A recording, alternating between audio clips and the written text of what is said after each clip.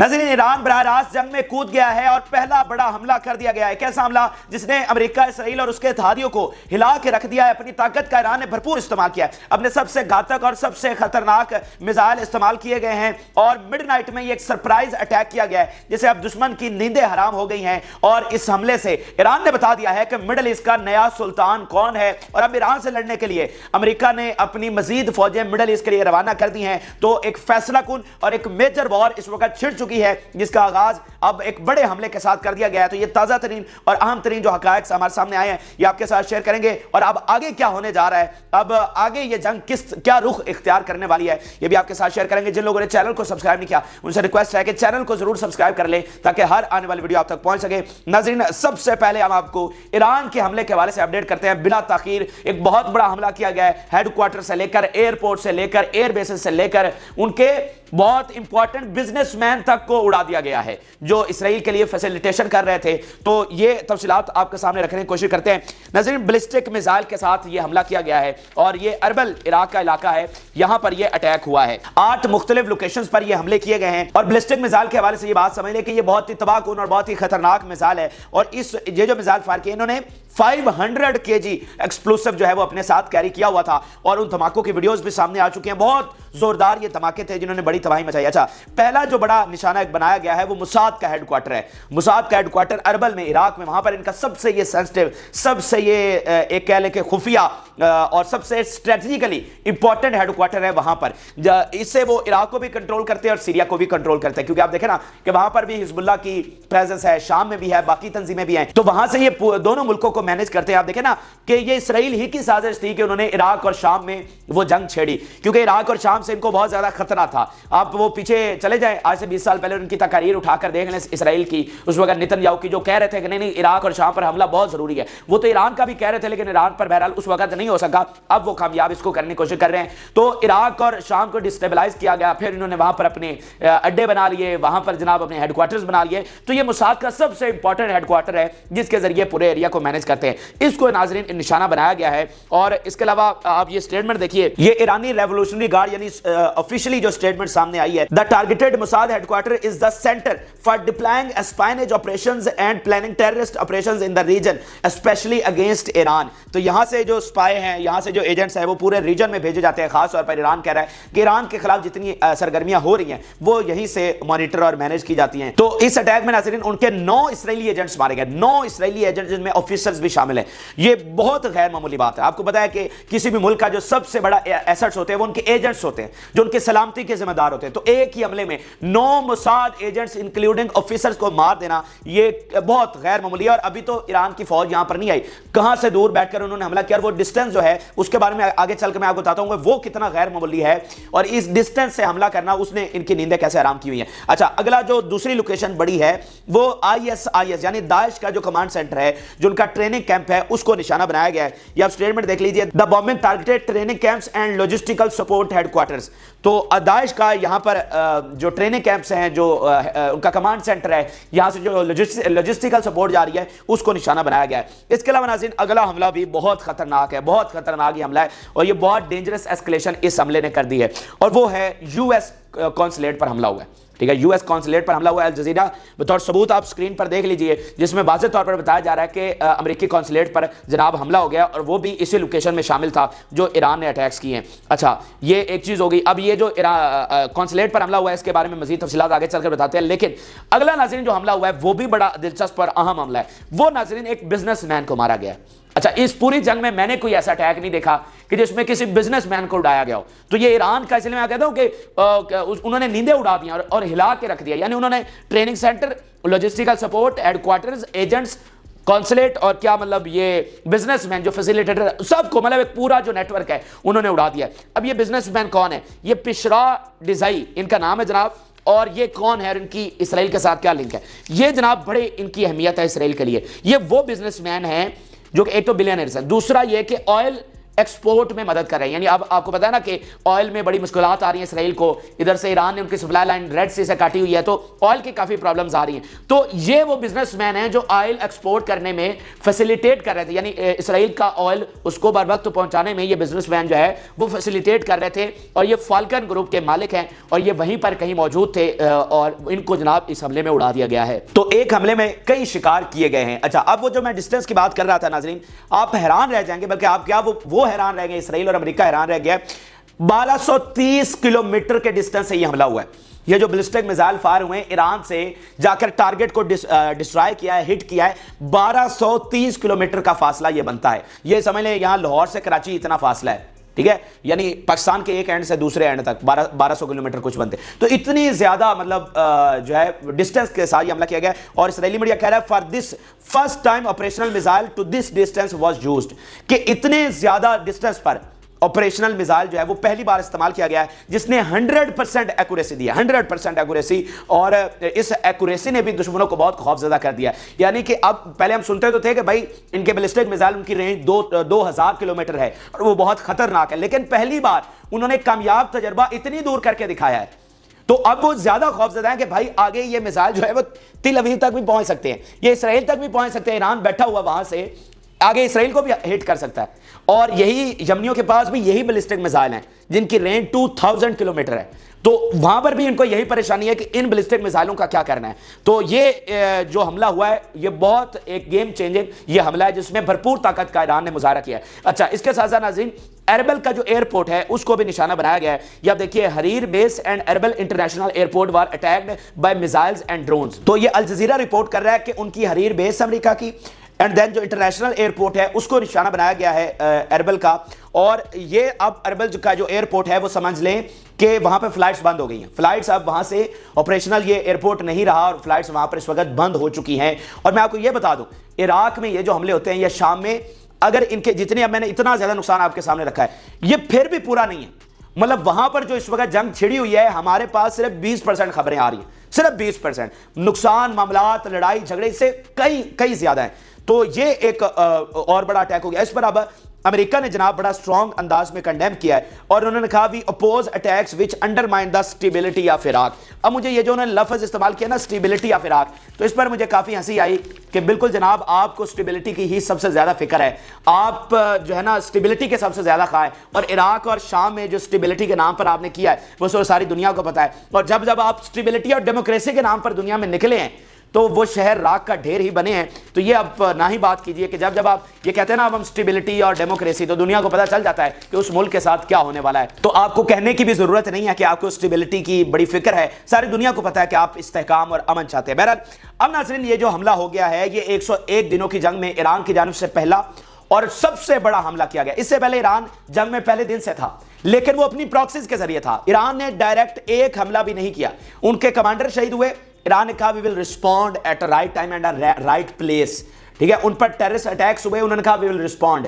تو وہ ساری چیزیں یہ اسیس کر رہا تھا, ساری چیزوں کو دیکھ رہا تھا. دیکھیں نا, حزب اللہ ہے, یمن ہے, عراق, شام, یہ سارا وہی لیڈ کر رہے ہیں نا اس پوری جنگ کو. تو انہوں نے دیکھنا تھا کہ کب رائٹ ٹائم اور کون سی رائٹ پلیس ہے. تو یہ پہلا براہ راست حملہ ہے جو ایران کی جانب سے کیا گیا ہے. اور ہم نے آپ کو پہلے بھی کہا تھا کہ اگر یہ جنگ لمبا چلے گی, اگر یہ معاملہ ایسکلیٹ کرے گا اور صلح صفائی سے, مذاکرات سے معاملہ حل نہیں ہوگا, تو ایران کو آنا ہی آنا پڑے گا. صرف بات پھر پراکسیز والی نہیں رہے گی, ایران کو بطور ریاست اس جنگ میں آنا پڑے گا.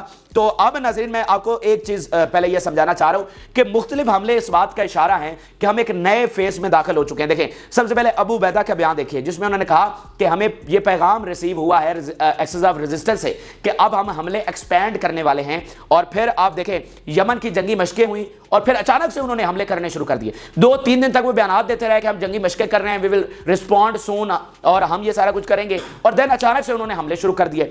پھر آپ مطلب یہ سارے ایک دن کے وقفے سے, چند گھنٹوں کے وقفے سے یہ سارا عمل ہوا ہے. اچھا, پھر آپ دیکھیے کہ ایران پہلے وارننگز دیتا رہا, اور پھر امریکی جہاز پکڑ لیا, اور آج یہ اتنا سب سے بڑا حملہ کر دیا. پھر ادھر دیکھیں گے حزب اللہ جو حملے کر رہی تھی, اب وہ 1 سٹیپ فارورڈ آئی ہے. اب اس کے جو جنگ جو ہیں وہ اسرائیل کے اندر داخل ہوئے ہیں. تو یہ ساری چیزیں اس بات کا اشارہ ہے کہ ایک بڑی اور فیصلہ کن جنگ اس وقت چھڑ چکی ہے, اور اب ہم نئے فیز میں آ چکے ہیں. میں ابھی ہمیں رپورٹس آ رہی ہیں جب یہ ویڈیو کے دوران ہی کہ جناب وہاں پر یمن نے کچھ نئے حملے کر دیے.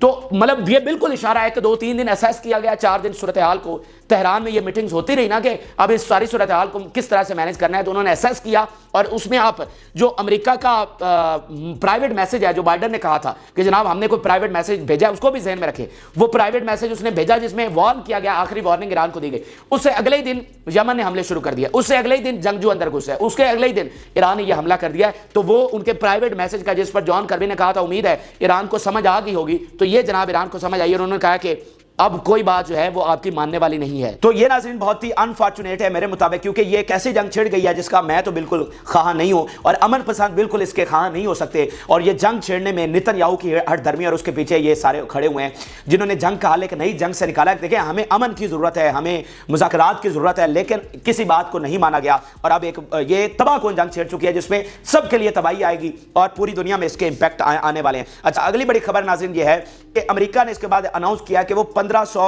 مزید ٹروپس جو ہے وہ سیریا اور عراق بھیج رہے ہیں. اچھا, اب اس میں بہت ساری خبریں پہلے بھی چل چکی تھی, ایک آدھ بار ہم نے بھی آپ کو رپورٹ کیا تھا کہ اس طرح کی اسیسمنٹ, اس طرح کی جو خبریں ہیں وہ چل رہی ہیں, اس طرح کے ڈسکشن ڈیبیٹس ہو رہی ہیں واشنگٹن میں. لیکن اب یہ کنفرم ہو چکا ہے اور ساتھ انہوں نے سٹیٹس بتا دیے ہیں کہ کتنے 1500 ٹروپس جو ہیں وہ بھیجے جا رہے ہیں. اور آپ دیکھیں نا کہ انہوں نے پہلے عراق سے نکلنے سے انکار کیا اینڈ دین اب وہ مزید فوجیں وہاں پر بھیج رہے ہیں. تو اس ساری چیز کو کیا سمجھا جائے, یعنی مزید فوجیں کس لیے بھیجی جاتی ہیں؟ آپ مزید فوجیں لڑنے کے لیے بھیجتے ہیں, مطلب جنگ پھیلانے کے لیے بھیجتے ہیں, یا جنگ کو ختم کرنے کے لیے؟ جو امریکہ کا اوپنلی بیانیہ تو یہ ہے کہ we don't want escalation, ہم اس کو ایکسپینڈ نہیں کرنا چاہتے. تو یہ جو مزید فوجیں ہیں یہ کس لیے بھیجی جا رہی ہیں؟ تو یہ مطلب وہی بات آ گئی کہ امریکہ نے کنوے کیا, آخری وارننگ دی, ایران نے اس حملے سے جواب دیا, اور اب امریکہ نے اپنی مزید فوجیں بھیج دی اور بتا دیا ہے کہ پھر ایک بڑی جنگ اب ہونے والی ہے. اچھا, اب ناظرین یمن کے حوالے سے آخر میں جو اس معاملے کے حوالے سے سٹیٹمنٹس ہیں وہ میں آپ کے ساتھ جلدی شیئر کرتا ہوں. پھر ایران کی رشیا کے ساتھ بات ہوئی ہے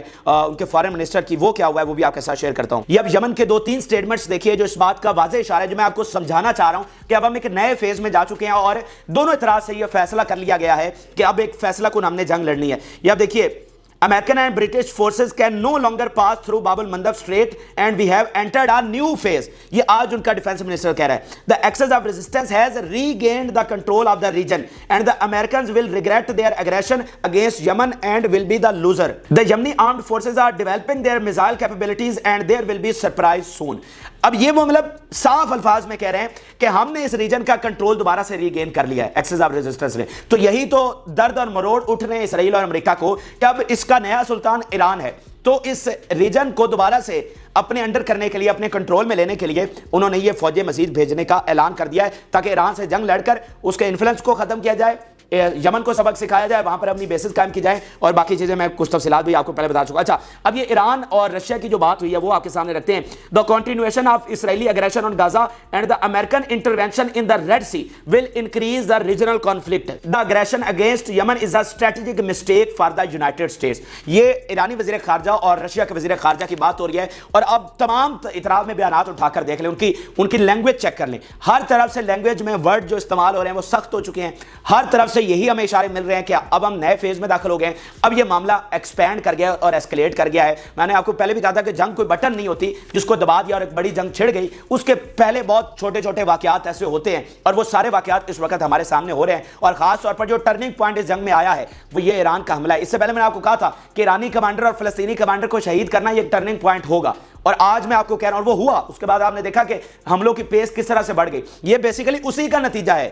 یہ وہی حملے ہیں جو ہمیں یہاں تک لے کر آئے ہیں, جس کی سازش نتن یاہو نے گھڑی کے ایک بڑی جنگ چھیڑنی ہے. تو یہ وہیں سے آغاز ہوا ہے, اور آج والا جو ایران کا حملہ ہے یہ اس کو ایک نئی جو ہے وہ سطح پر لے کر جائے گا. اچھا, اب یہ ناظرین آپ نے پوری پکچر سمجھ لی اور آپ کو اتنی سمجھ آ گئی ہوگی کہ بھائی اب کہیں پر مذاکرات کا نام نہیں ہے, کہیں پر سیز فائر کا نام نہیں ہے, کہیں پر کوئی بیٹھنے کا نام نہیں ہے. اب دونوں طرف سے, ایک طرف وہ امریکہ فوجیں بھیج رہا ہے, ادھر سے ایران حملے کر رہا ہے, اور مطلب کہیں پر کوئی سلجھاؤ سمیٹنے اور معاملات پوائنٹ آف نو ریٹرن پر چلے گئے. اچھا, اب جب معاملات پوائنٹ آف نو ریٹرن پر چلے گئے تو آگے کیا ہے, اب آگے کیا ہونے والا ہے؟ دیکھیں صرف ایک بیان آپ ذہن میں رکھیں.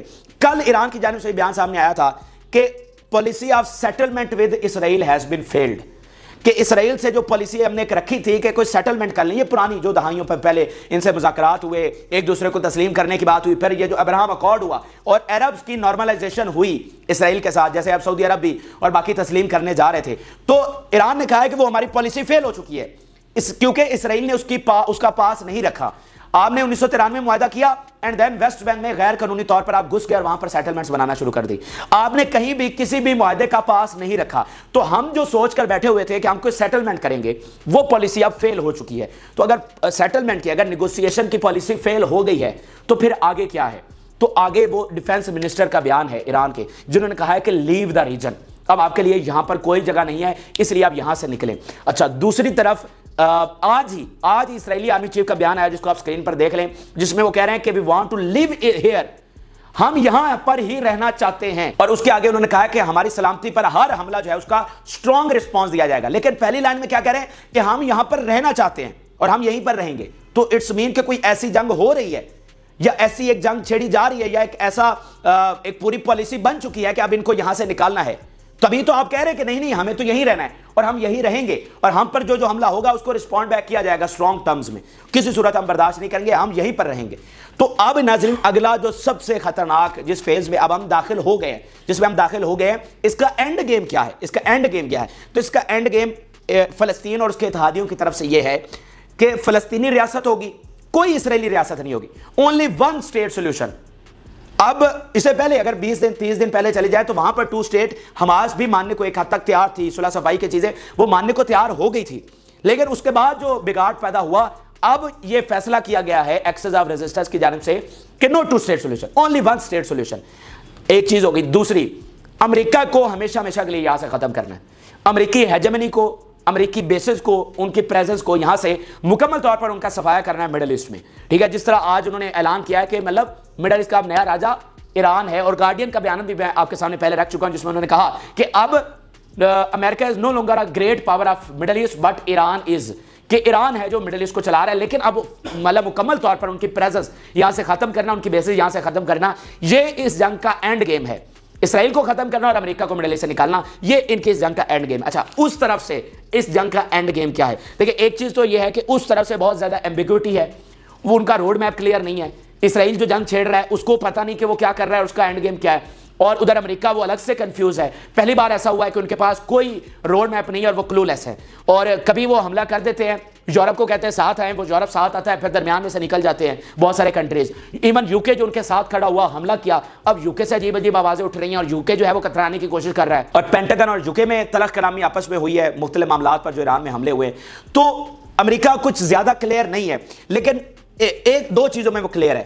ایک چیز ہے کہ وہ اسرائیل کو بچانا چاہتا ہے ہر صورت میں, لیکن مسئلہ یہ آ رہا ہے کہ اس کے اپنے مفادات بہت ان کو ٹھیس پہنچ رہی ہے. اور دوسرا, کیا وہ اسرائیل کو اب بچا سکتا ہے؟ کیونکہ اسرائیل کو اب بچانے کے لیے جو بڑی جنگ چھڑے گی, جو کہ ایک تیسری عالمی جنگ میں کنورٹ ہو سکتی ہے, تو کیا امریکہ اس کے لیے تیار ہے؟ تو یہاں پر امریکہ پھنسا ہوا ہے.